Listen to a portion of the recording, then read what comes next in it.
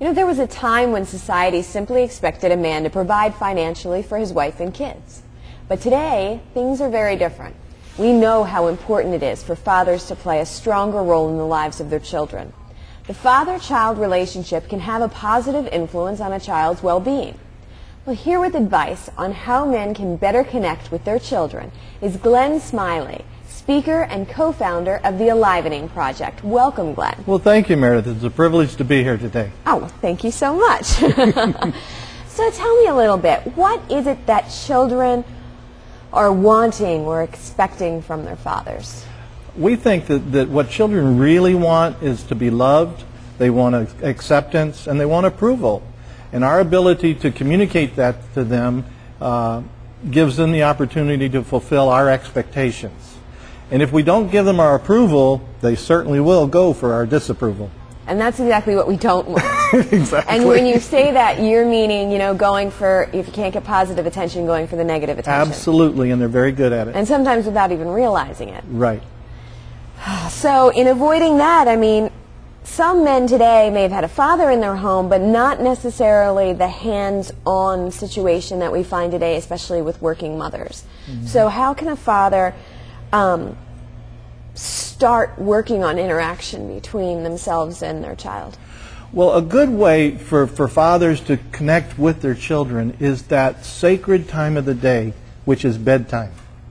If we would take 10 minutes and spend that letting them debrief from the day, saying their prayers, letting them communicate whatever they want to, and ask any questions they want to and answer them, we will find out more in that 10 minutes than we would find out all day long about what's going on in their life. Really? Yeah. It's like a magical 10 minutes then. It's a magical 10 minutes, and what it teaches them at an early age is to communicate what's going on, so that as they get into those teen years, they're now willing to communicate with us what's really going on. It sets the groundwork so that there's familiarity there, but there's also a routine there. Yeah. And it'll come out a little, you can't just automatically expect when you want the information for it to be given, and that sounds wonderful. So how about a way to create, or things that fathers should avoid that they may not even realize they're doing? A big thing that fathers could avoid is lying to their children. When you give your word to your children, it's important that you keep it. You tell them what you're going to do, you keep your word. And if you can't, it's important that you communicate with them that you can and how come. What's in the years, they're now willing to communicate with us what's really going on. It sets the groundwork so that there's familiarity there, but there's also a routine there. Yeah. And it'll come out a little, you can't just automatically expect when you want the information for it to be given, and that sounds wonderful.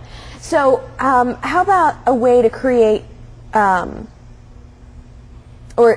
things that fathers should avoid that they may not even realize they're doing? A big thing that fathers could avoid is lying to their children. When you give your word to your children, it's important that you keep it. You tell them what you're going to do, you keep your word.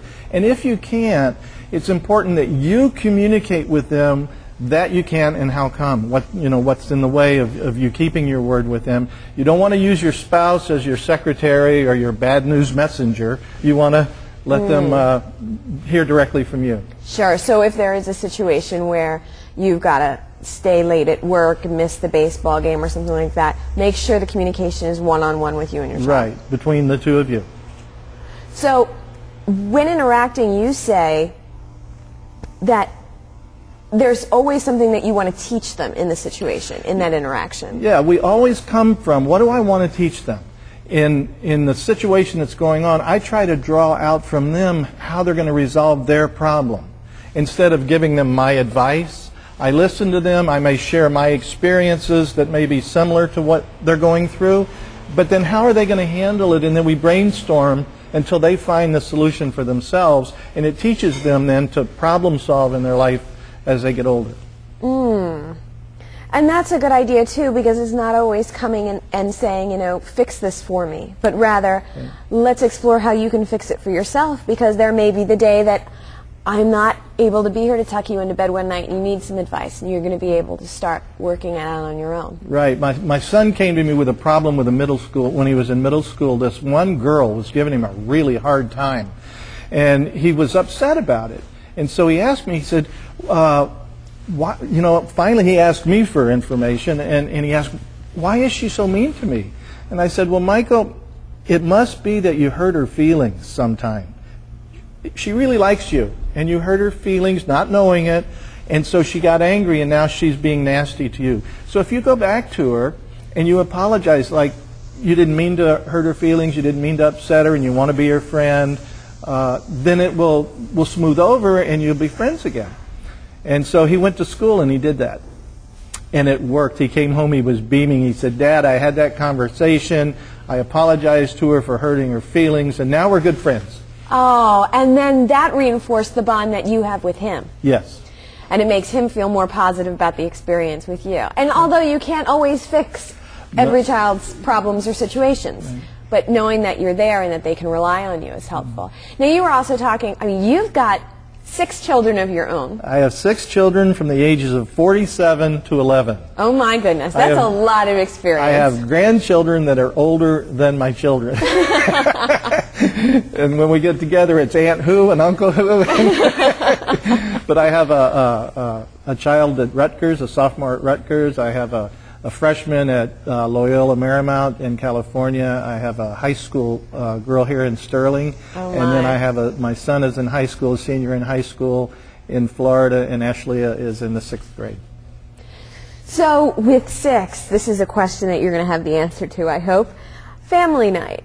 Having a family night or having time to be able to spend with your kids, is it realistic? It is realistic. We are in a busy time in our lives. We all have things to do. However, if we plan out a family night, we put it on the calendar, and everybody knows that's family night. So that's it sounds so great, and then reality crashes down. Well, it's scheduled in, and then everyone gets to pick a different event each week. So one will take us out to dinner. We'll all go out to dinner, at Steak and Ale. The other one will maybe want to go to the movies. And then one may want to stay home and play board games. And that keeps everyone interested. And as a dad, this is another thing that goes back to the idea of keeping your word.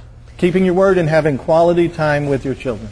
Excellent. So how are other ways that you recommend spending quality time with your kids? I know you were talking to me a little bit about what you do with your children and the priority in determining it. Talk to me about that. Well, we based on what they like to do, we'll find something to do together. Like Ashley and my 11-year-old, she likes ice cream, and so do I. And so it's a trip to Marble Slab after school when I pick her up, or at night when just we have a little time. We'll slip off to Marble Slab and have some ice cream. Michael, he's 18. He's into football. USF now is doing great in Tampa, and so it's all about football for him and I. And then as a family, we watched American Idol. Ashley is a singer, and she loves the show, and so we watched that. And when the American Idol tour came to Tampa, I bought a couple of tickets and took her to the show, and we had a good time together. You know what? Not only is that a fun, great time that you're spending with your kids, but it's really a testament to them about how well you know them.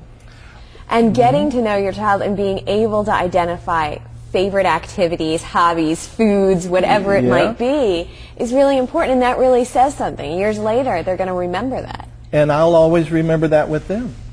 I love that. My dad did do that with me. I don't know if you heard, I was talking to Arzu and saying, he used to take us out and have us take pictures. And we'd talk about what we took pictures of and the wildlife and different things like that. And I was always the adventure queen. So I loved that. I always felt like I was on an adventure. And I think that's really important, to be able to find that special bond with your children. Yes. So how about dads who travel a lot? Because it's, it can be difficult. Well, with that, I travel a lot myself, so that's, I have experienced a lot with this. And it's important that we communicate with our children several days before we're going to leave, before we're going to go away. Let them know where we're going, what we're going to be doing while we're there, when we're coming home, and how they can connect with us, how they can reach us if they need to. And then each day we let them know, we remind them now I'm going to be leaving. And again, it's one-on-one. Yeah, one-on-one. It's not through a messenger or anything like that, right? It's directly with us, and give them a way that they can contact us if they need to.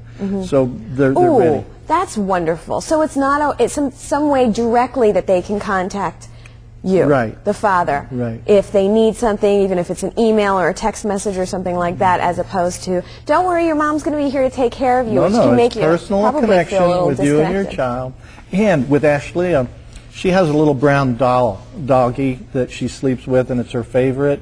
And she'll fill it up with hugs and kisses and make me take it in my suitcase so that she's present with me when I'm traveling. Oh, Glenn, thank you so much for being here today. I'm wondering if that little doggie's in your suitcase right now.